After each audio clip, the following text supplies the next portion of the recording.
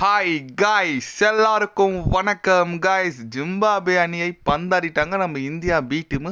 அது மட்டும் இல்லாமல் அடுத்த T20 உலகக்கோப்பை நாங்கள் தாப்பா வெல்லுவோம்னு சொல்லிட்டு ஜெய்ஸ்வால், இந்திய அணியின் யங்ஸ்டார் ஜெய்ஸ்வால் பேசியிருக்காரு. சில பல கருத்துக்கள்லாம் சொல்லியிருக்காரு. அவர் என்ன பேசினார், ஏது பேசினார் சொல்லிட்டு வீடியோ டீட்டெயில்டாக பார்க்கலாம். அதுக்கு முன்னே நீங்கள் நம்ம சேனலுக்கு புதுசாக வந்திருந்தீங்கன்னா ஒரு சப்ஸ்கிரைப் மட்டும் பண்ணிட்டு வாங்க, வீடியோக்குள்ளே போகலாம். ஆமாங்க, இப்போது ஜிம்பாப்வே சீரீஸு விளையாடிட்டு வந்துட்டு இருக்காங்க நம்ம இந்திய அணி பி டீம் சொல்லலாம். அதில் பார்த்தீங்கன்னா ஃபஸ்ட்டு மேட்ச் தோத்தாங்க, அடுத்த 2 மேட்ச் வெற்றி பெற்றாங்க. இந்த மேட்ச் ஜெயிச்சா சீரீஸ் வின் கணக்கில் தான் களமிறங்கினாங்க. டாஸ் என்னமோ ஜிம்பாப்வே தாங்க வின் பண்ணாங்க. அதை நம்ம எப்படி சொல்கிறதுனா, ஒரு வாட்டி 115 நம்ம இந்திய அணி அடிக்கல. அந்த நோக்கத்தில் டாஸ் வின் பண்ணி பேட்டிங் எடுத்தாங்க பழகுது. டீசெண்டாக 152 அடித்தாங்க. அதில் ராசா கேப்டன் பார்த்தீங்கன்னா 46 ரன் அடிச்சார். இந்திய அணி பவுலர்ஸ்லாம் ஓரளவுக்கு டீசெண்டாக போட்டாங்க, அவ்வளோ யாரும் ரன் கொடுக்கல, ஆவரேஜாக போட்டாங்க.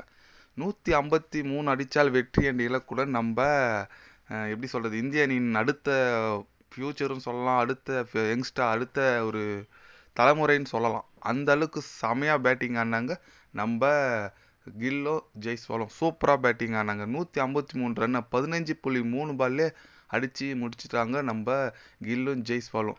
கில்லு பார்த்தீங்கன்னா 58 ரன் அடிச்சிருந்தாரு, நம்ம ஜெய்ஸ்வால் 93 ரன் அடிச்சிருந்தாருங்க. எங்கே தான் இருந்தீங்க இத்தனை நாள் கேட்குற மாதிரி பயங்கரமாக போயிட்டாங்க. அடுத்த எப்படி சொல்கிறது, இப்போ ரோஹித் சர்மா விராட் கோலி போனோன்னே அடுத்து வந்துட்டாங்க பாருங்க கில்லு ஜெய்ஸ்வால். கண்டிப்பாக செம ஃப்யூச்சர் இருக்குது ரெண்டு பேருக்குமே. பயங்கரமாக அடிச்சிட்டாங்க. ஜிம்பாப்வே கண்ணே கலங்கிச்சு. அவங்க என்ன பண்ணுறதுனே தெரியல. 15.3 பால்லே அடித்து முடிச்சுட்டாங்க, ரன்னு விக்கெட் எடுக்கல. அது மூலமாக இந்திய அணி பார்த்தீங்கன்னா சீரீஸ் வின் பண்ணிட்டாங்க. 3-1 இருக்காங்க. அடுத்த மேட்ச் இன்னைக்கு ஈவினிங் ஆடுறாங்க 4 மணிக்கு. இது ஜெயிச்சால் தோத்தோம் நம்ம சீரீஸ் நம்ம பக்கம் தான். அதனால் அதுக்கப்புறம் போஸ்ட் மேட்ச் ப்ரெசன்டேஷனில் நம்ம ஜெய்ஸ்வால் பேசினார். ஏன்னா அவர் தான் man of the match, 93 run அடிச்சார். அவர் என்ன சொன்னாருன்னு கேட்டிங்கன்னா, அடுத்த வர T20 உலகக்கோப்பை நாங்கள் கண்டிப்பாக வெல்லுவோம்.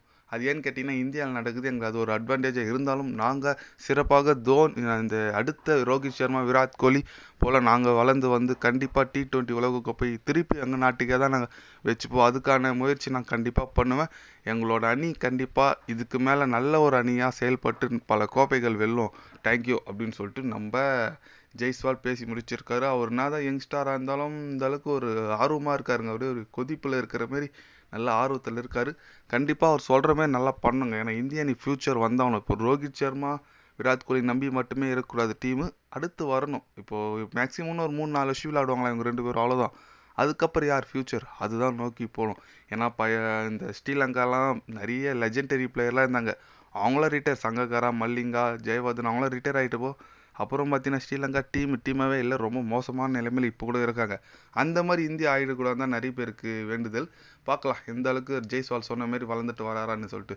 எத்தனை பேர்லாம் ரோஹித் சர்மா விராட் கோலி போயிட்டு இந்திய அணி நல்லா இருக்குன்னு நினைக்கிறீங்கன்னு சொல்லிட்டு ஒரு கமெண்ட் பண்ணிட்டு போங்க. இது போன்ற ஸ்போர்ட்ஸ் நியூஸை தெரிஞ்சுக்கணுன்னா சேனலை சப்ஸ்கிரைப் லைக் ஒன்று பண்ணிக்கோங்க. கண்டிப்பாக கிரிக்கெட் பற்றி day by day channel update வரும். மறக்காமல் சப்ஸ்கிரைப் மட்டும் கொஞ்சம் பண்ணி வச்சுக்கோங்க. நன்றி, வணக்கம்.